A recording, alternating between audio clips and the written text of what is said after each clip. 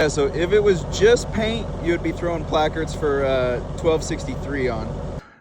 Torque them back to 22 foot-pounds of torque if you're doing that job. So, got that. Welcome back, guys. So this stuff was filmed a couple weeks back, late January, early February. I forget. Time flies. Started off doing some tires on my trailer. Just throwing some old drives on to replace the worn tires that were on the back of the trailer. But I got these tools from Vevor for like $70. Heck of a deal. Save you money, save you time out of the shop. So, yep, here's me just swapping some tires out. Super easy with those tools. Highly recommend any owner-operator to invest in themselves. Saves you money and time. Doing some tires. I got 4 of them already mounted. The yard is in absolute dismay. It's not set because I don't have one of those cheater freaking air things. While I've got the trailer up, I'm gonna spray paint the axles. I'm redecking it with cheap Lowe's wood. I need to redeck the middle.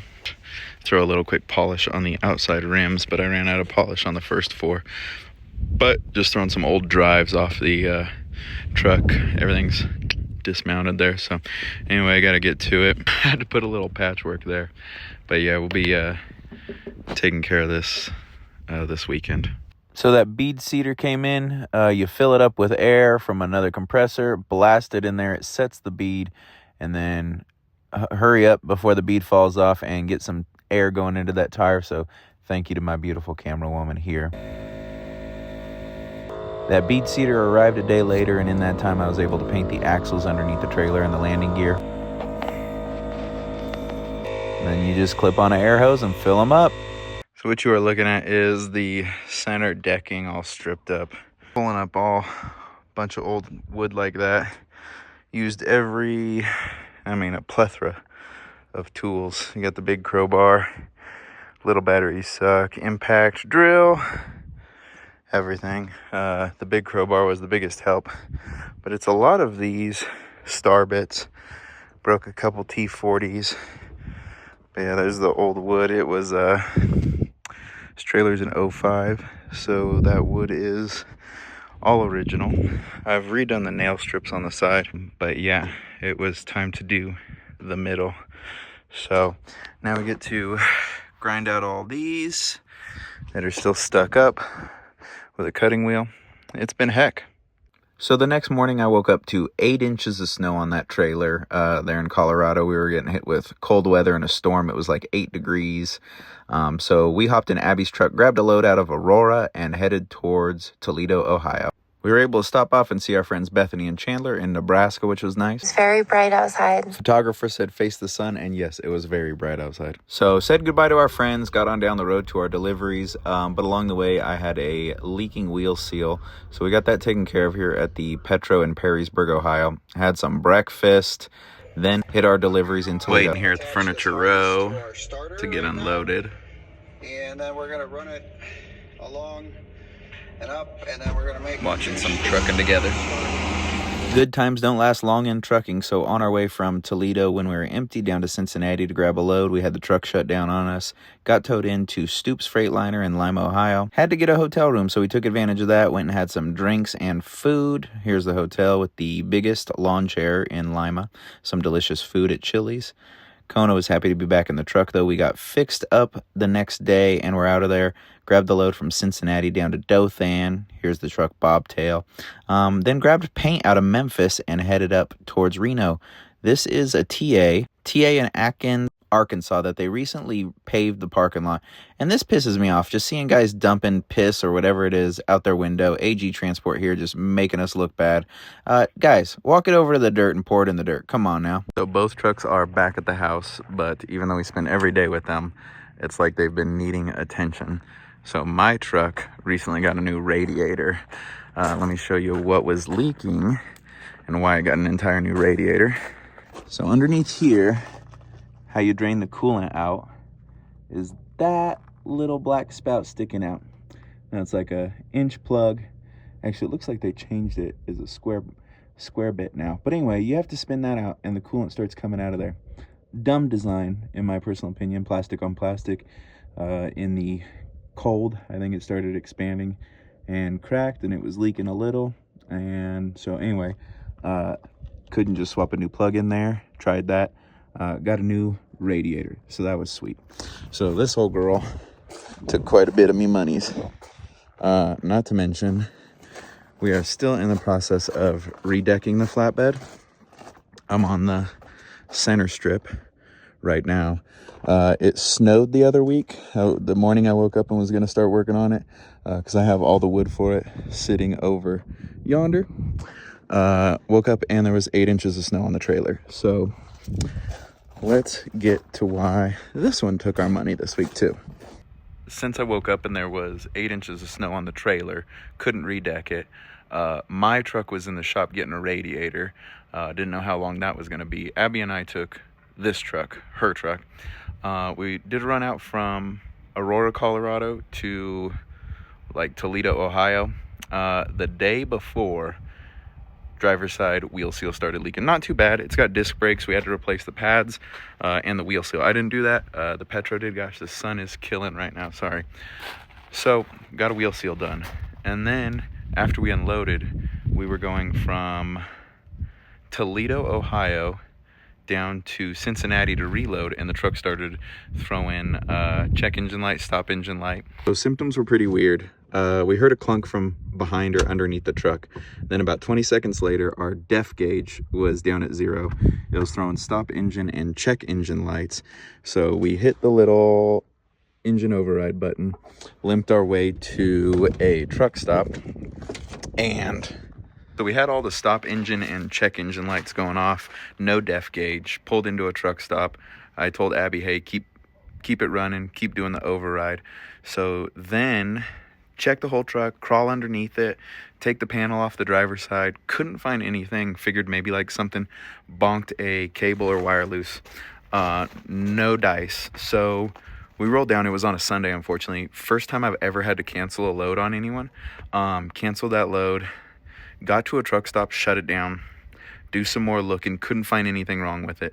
Had to wait till Monday, took it into a Freightliner in Lima, Ohio. Highly recommend this shop. It was Stoops Freightliner in Lima, Ohio. Awesome shop. They had us, I had to get towed in because that night when I turned the truck off and then I turned it back on, let's see what started first. So it would fire up, but then it wouldn't shift because it's an automatic. Wouldn't shift into drive. So that was a bummer. And then at the end of the night, it wouldn't even fire up. But I did find a whole bunch of stuff online. Did my little quick research. So when the truck wouldn't start, did some research. Take that panel off. We got a limited edition, by the way. That is not factory, that's just from AutoZone. But anyway, down here there's a R24 fuse. Took that out and the truck would fire up. So I took that fuse out and the truck would at least fire up, but I could not get it to shift into gear no matter what. Tried all the tricks. Tried shutting the batteries off for 15 minutes. Tried pulling the sleeper lights, plugs. I mean, there's a whole bunch of stuff. But anyway, we could at least get it to fire up to, you know, if we needed to keep warm or anything. So that was kind of nice. Get towed into Stoops Freightliner. Awesome place in Lima, Ohio. Tow truck driver. Company was called like Big Daddy's. Here's a picture of the wrecker. It's pretty sweet. Really cool guy towed us in. Here it is again. You saw it before. But anyway, we get towed in, get diagnosed Monday afternoon. Got us a hotel up at the Howard Johnson. Right there. Nice place. Good breakfast. Good food. But anyway, get diagnosed by Monday night. We're back at the hotel and I get a call and he's like, hey, you need an after treatment harness, $2,200. So while that one's in the shop getting a radiator, this one decides to blow a wheel seal. Got that fixed pretty easy. That was like $400. After treatment harness for $2,200. So we're like, all right, tow plus the tow. Have them throw that in. We're out of there Tuesday night. Luckily I got some aftermarket warranty through NTP on this truck and that truck. So it covered a bit of the cost. That was a nice relief. So all was well once we got the after treatment harness from underneath. I think it was chafed. Had them do some transmission diagnostic stuff on this. So no longer, oh my gosh, this thing was a dog getting up to speed. Got progressive shifting turned off. Got performance mode turned on. So we got that all up to par.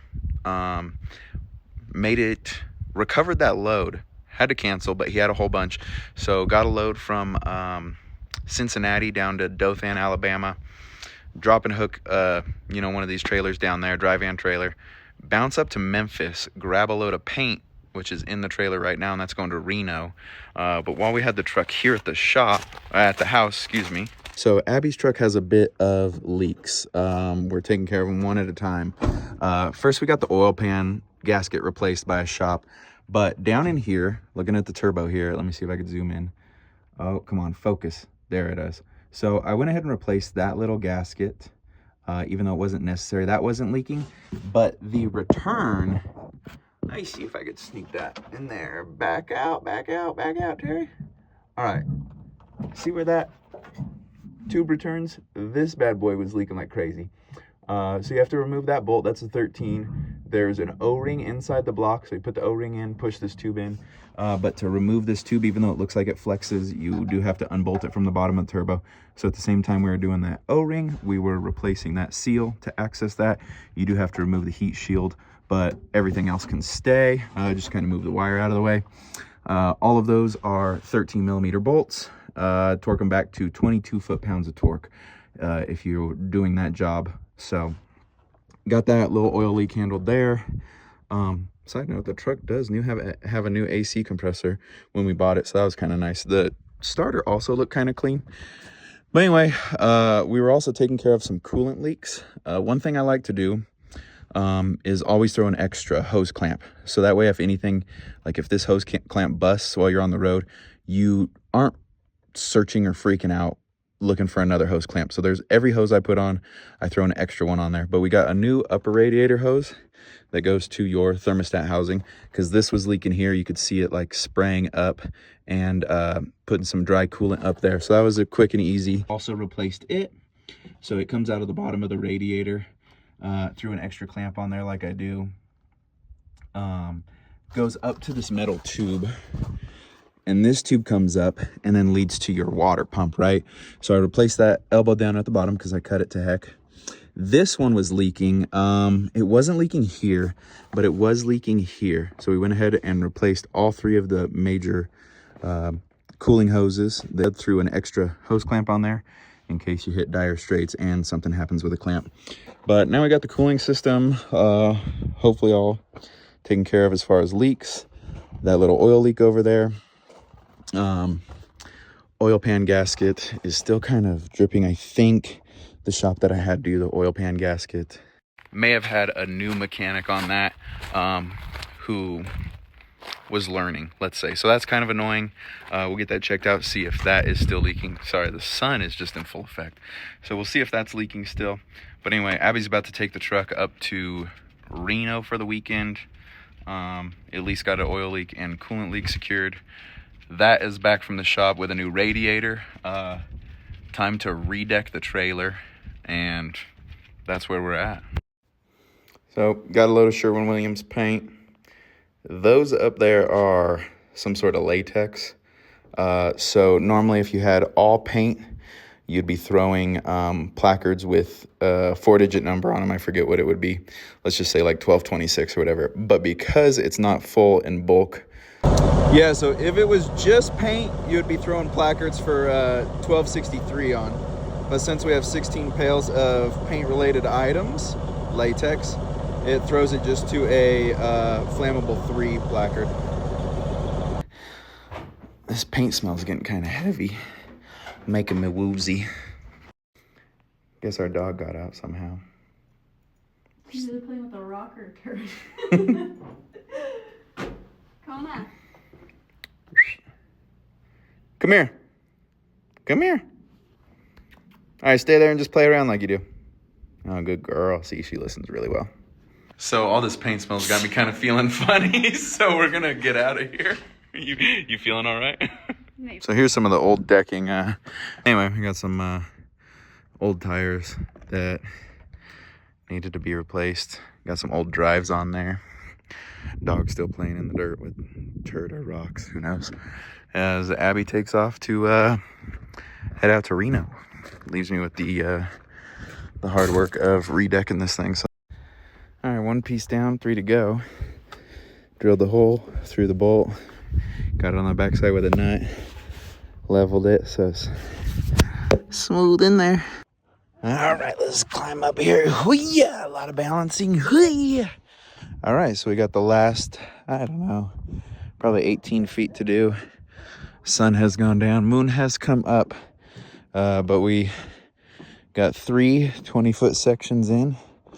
So yeah, it would leave us with the last 18 feet to do. We are gonna, that's the old wood. Apatong was what I was thinking of. We're gonna cut that up and turn it into fire. There's our last piece of wood that we need to size up and cut. Plane these out with a Harbor Freight planer. I did the side nailers. All this wood and bolts under $400 from Lowe's. I'm not trying to like make it snug and perfect. This is what you call a like $20,000 flatbed. Very cheap, very inexpensive. Looks good from afar, but it's far from good. You know what I mean, right? Like everything working on it, good brakes, good tires, nice aluminum rims all the way around. But anyway, we're not spending a ton of money on it. Soon to be, you know, hopefully upgrading to a Conestoga. But this trailer's dope for what it is. It has never let me down. So we're just kind of doing a budget redecking. But yes, got 30 feet laid. I planed it so it's nice and smooth with that Harbor Freight planer like I was talking about. And then I'm going to go over it with the roll-on bed liner. Grit feel. That'll give it some traction up top. I'm going to blow this off with the leaf blower. And there's the Harbor Freight planer and the leaf blower. Would you look at that? Anyway, that's the deck. We're getting it done. That's what we're able to accomplish today. And yes, this lumber is from Lowe's. Definitely is not like perfect and square and straight. It has head bows in it. So I've taken a crowbar, big long crowbar, you know, start at the back, and it's got a bow. So I put the crowbar in the little gap and wedge it to try and get it as straight in this big enough gap you could stick your fingers in between on each side. But it will absolutely do the job. Anyways, that's all for this episode. Thanks for watching. Stay loaded.